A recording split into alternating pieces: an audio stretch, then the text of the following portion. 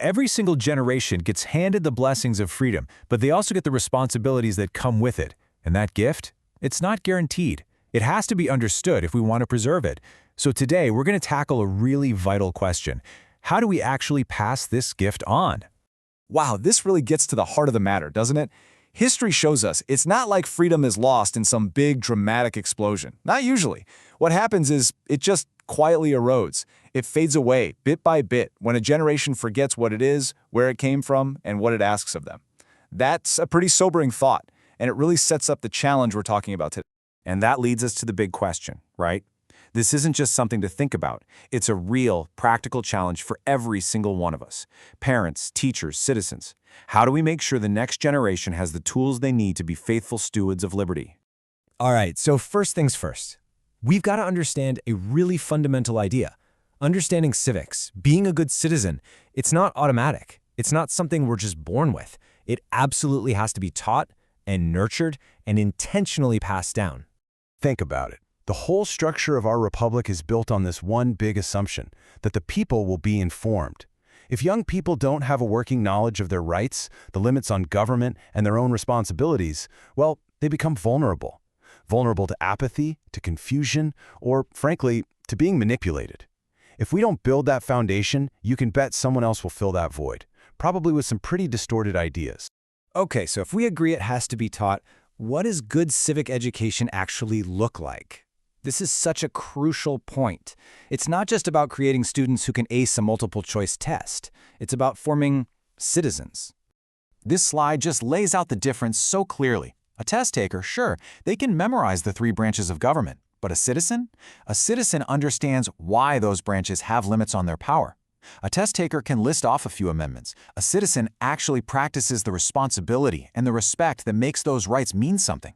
You see, real civics is where knowledge and character come together. And all of this is aiming for a really important goal, what we call ordered liberty.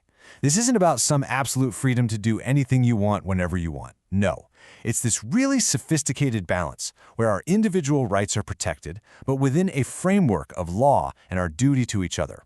Think about free speech. You have the right to say what you think, but that right doesn't give you the right to yell fire in a crowded theater. That balance? That's ordered liberty. It's freedom with guardrails.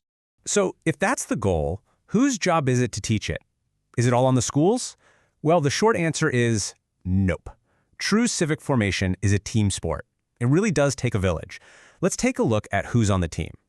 This chart just makes it crystal clear. Teachers play such a vital role, of course, but they're part of a much bigger team. Parents, mentors, the whole community. Everybody has a piece of this puzzle.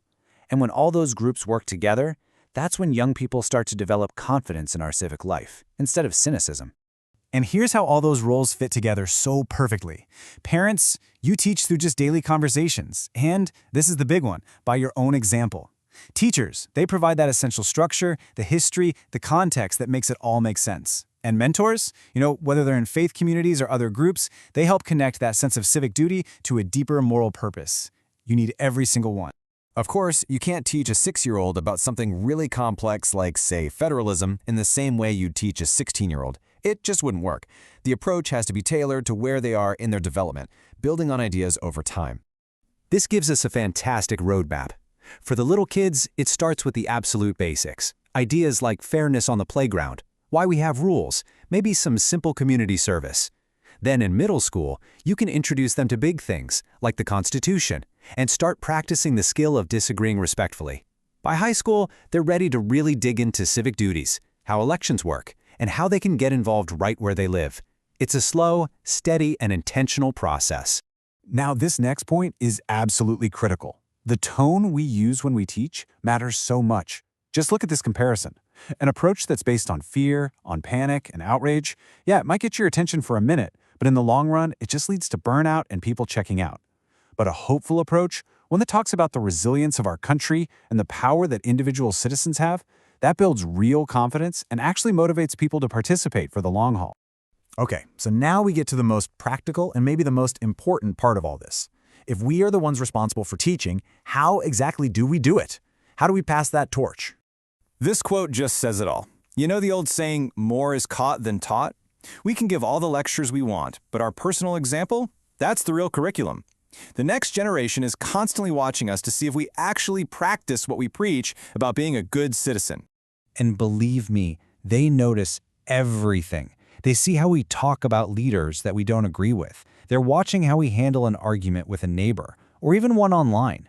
They know if we bother to vote, or if we serve in our community. Our actions are by far the most powerful civics lesson we will ever give. Let's try and reframe this. Teaching the next generation about freedom isn't just some nice thing to do if you have the time. It is one of the most enduring, most meaningful acts of patriotism there is. So let's make it real. Here is a simple plan of action, stuff you can start this week.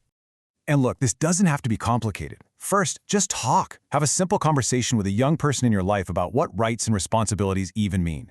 Second, read something together. The preamble to the Constitution. It's short, but it is so powerful. Third, model it. Take them with you when you vote. Explain why you're going to that town meeting. And finally, share this. Pass this lesson on to someone else who can also make a difference. And so we end right back where we started, with a question. But this time, it's a much more personal one. What are the young people in your life really learning about freedom just by watching you? Because a free nation isn't just secured by laws on paper.